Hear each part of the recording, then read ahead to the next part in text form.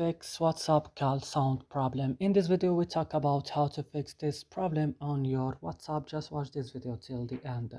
First, you have to go and open the settings of your phone. After this, go and open apps option. Here you have to search only for WhatsApp. Then when you find WhatsApp, click on it and then go to storage option. Now go to the last button, clear data and click OK, and then go back. Click on force stop and click OK. And what's next? Go to this option, remove permission if app is unused. You have to turn off it like this, and that's it. After this, your problem will be fixed.